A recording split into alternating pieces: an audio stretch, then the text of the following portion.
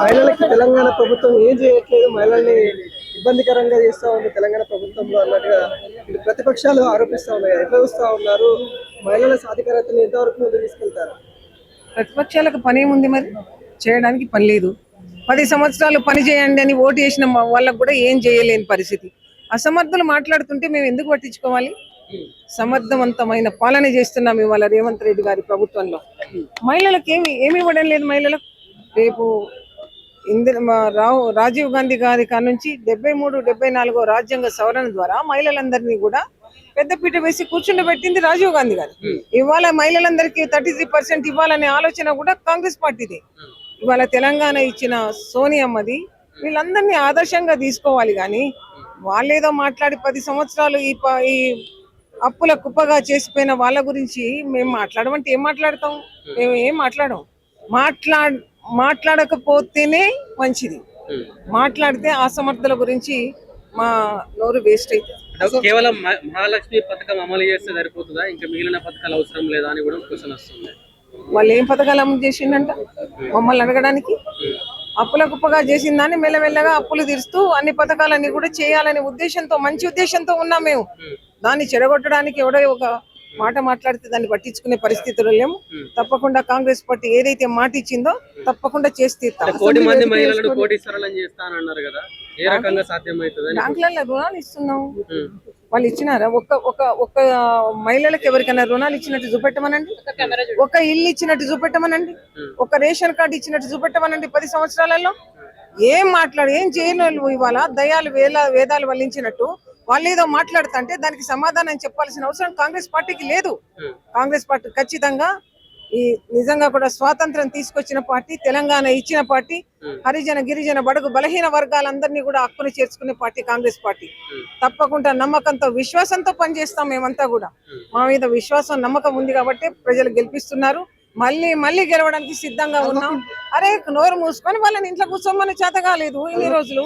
కవిత గారు కూడా కాంగ్రెస్ పార్టీ మీద దండు సైన్యం కదలాలి, మహిళలు మొత్తం సైన్యం కదలాలి అన్నట్టుగా లిక్కర్ రాని గురించి, కంపు వాళ్ళ గురించి మేము మాట్లాడాం. మా నోరు ఖరాబ్.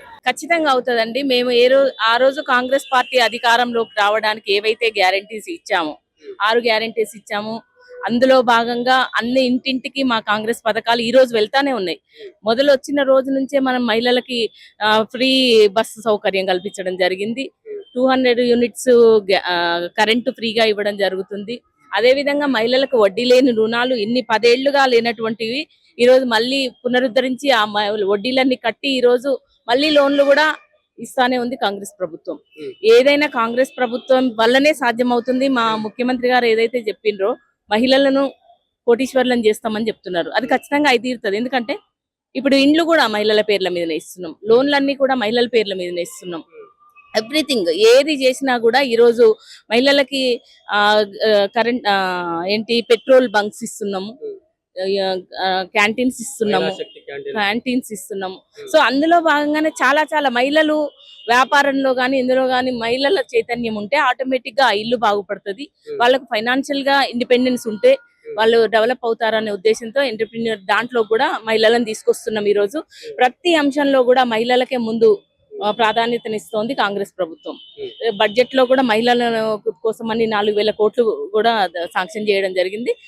సో దానివల్ల నేనేం చెప్తున్నా అంటే కాంగ్రెస్ ప్రభుత్వం వల్లనే సాధ్యం అవుతుంది మహిళలను డెవలప్ చేయడం అనేది. నేను ఖచ్చితంగా నమ్ముతున్నాం, జరిగి తీరుతుంది. మేమున్న గవర్నమెంట్ కాలంలో జరిగి తీరుతుంది. 2026-27 ఈ తెలంగాణ బడ్జెట్ లో బట్టి విక్రమార్క గారు మరియు గౌరవ ముఖ్యమంత్రి శ్రీ రేవంత్ రెడ్డి గారు ఏదైతే ప్రవేశపెట్టిరో ఈ బడ్జెట్ లో ప్రవేశపెట్టిన బిల్లు తెలంగాణ ఆడబిడ్డల ఆత్మగౌరవాన్ని నిలబెట్టే విధంగా ఉంది.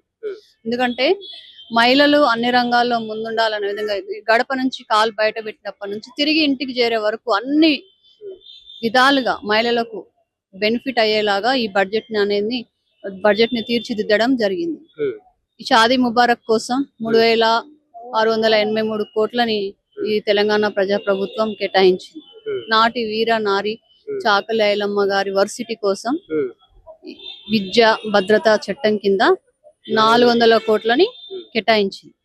ఉద్యోగస్తులైన తల్లుల కోసం వాళ్ళకు డే కేర్ సెంటర్లు 500 వరకు డే కేర్ సెంటర్లని ఏర్పాటు చేయాలని నిర్ణయం తీసుకుంది. సేఫ్ సిటీ కోసం 100 కోట్ల రూపాయలని కేటాయించింది. ఇంకా ఏం కావాలి చెప్పండి మాకు? ఇది ఒకటే కాదు, మహాలక్ష్మి పథకం కోసం 4,307 కోట్ల రూపాయలని కేటాయించింది. ఉచిత బస్సు ప్రయాణం కోసం గానీ, 500 రూపాయలకు గ్యాస్ సిలిండర్ ఇచ్చే దానికోసం గానీ ప్రజాప్రభుత్వం ముందుంది. అంటే ఏం చేసింది అని హరీష్ రావు ప్రశ్నిస్తున్నాడు కదా, తులం బంగారం ఎక్కడ, మహిళలకు ఉచిత బస్సు ఇస్తే సరిపోతుంది అయిపోతుంది అంటున్నాడు. ఇప్పుడు 3,863 కోట్ల రూపాయలు షాదీ ముబారక్ దానికోసమే కదా, తులం బంగారం దానికోసమే, కళ్యాణ లక్ష్మి దానికోసమే కేటాయించారు కదా. 2,500 కోట్ల రూపాయలని వడ్డీ లేని రుణాల కోసం మహిళల కోసం కేటాయించింది కదా. 1 కోటి మంది మహిళలే లక్ష్యంగా ఈ స్కీములన్నీ వాళ్ళు అమలు చేయడం జరిగింది. ఉన్నారా సాటిస్ఫాక్షన్ తో ఉన్నారా కాంగ్రెస్ పార్టీ ప్రభుత్వంలో మహిళలందరూ? డెఫినెట్ గా ఉన్నారు. ఇప్పుడు ప్రభుత్వం వచ్చిన కాంచి ఎన్ని ఎన్నికలు అయినాయి? 2 బై ఎలక్షన్స్ అయినాయి. మేము గెలిచినామా లేదా? మెజార్టీ ఉందా లేదా కాంగ్రెస్? మరి సర్పంచ్ ఎన్నికలు అయిపోయినాయి, మున్సిపాలిటీ ఎన్నికలు అయిపోయినాయి. ఎక్కడ కూడా కాంగ్రెస్ ముందంజలో ఉంది. అంటే ప్రజలు సాటిస్ఫాక్షన్ అవ్వంది ఓట్లు ఎట్లా వేస్తారు, ఎట్లా గెలిపిస్తారు?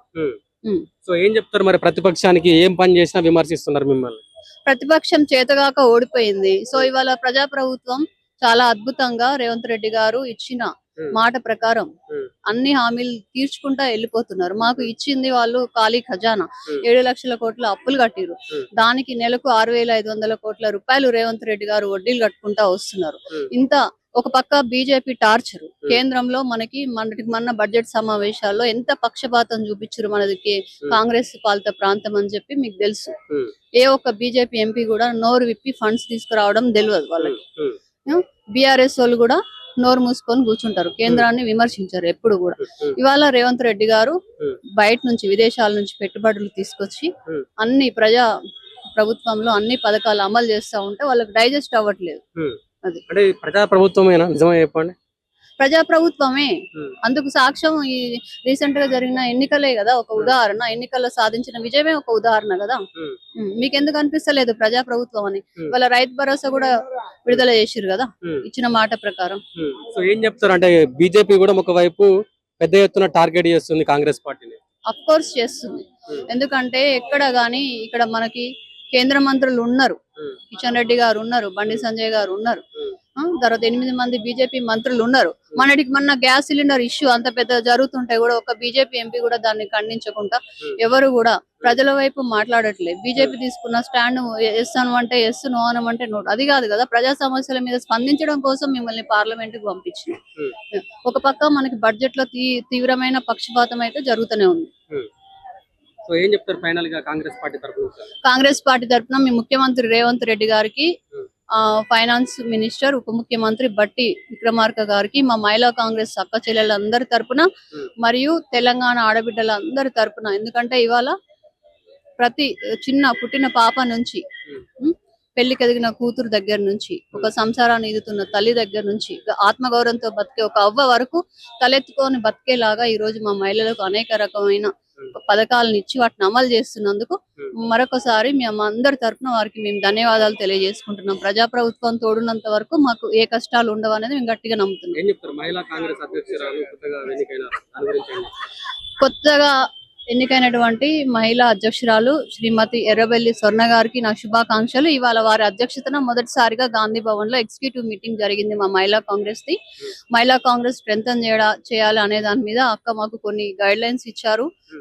డిసిప్లిన్ మీద రేపు ఎక్కడైనా మన పబ్లిక్ మీటింగ్స్ లో వెళ్ళిన, పార్టీ మీటింగ్స్ లో వెళ్ళిన మహిళా కాంగ్రెస్ ఒక క్రమశిక్షణ కలిగి ఉండాలి అనేది చెప్పారు.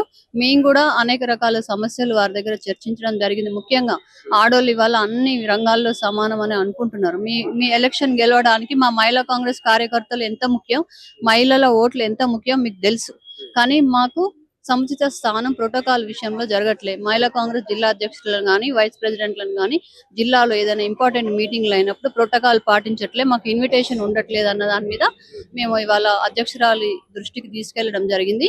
దాని మీద గతంలో పిసిసి ప్రెసిడెంట్ మహేష్ గౌడ్ గారు సర్క్యులేషన్ జారీ చేశారు మాకు ప్రోటోకాల్ ఇవ్వాలని. కానీ దాని ఎవరు కొన్ని జిల్లాల్లో కొంతమంది జిల్లా అధ్యక్షులు పాటించట్లేదు.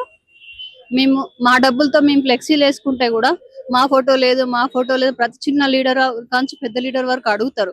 కానీ వాళ్ళు వేసిన ఫ్లెక్సీల్లో మహిళా కాంగ్రెస్ వాళ్ళ ఫోటోలు ఉండవు. వాళ్ళు చేసే పార్టీ కార్యక్రమాల్లో మహిళా కాంగ్రెస్ వాళ్ళకి ఇన్విటేషన్ ఉండదు కొన్ని జిల్లాల్లో. సో దాన్ని మేము తీవ్రంగా ఖండిస్తూ మా అధ్యక్షురాలకి మేము అందరం విన్నవించుకున్నాం. దాని మీద వారు తప్పకుండా న్యాయం చేస్తా అని చెప్పడం జరిగింది.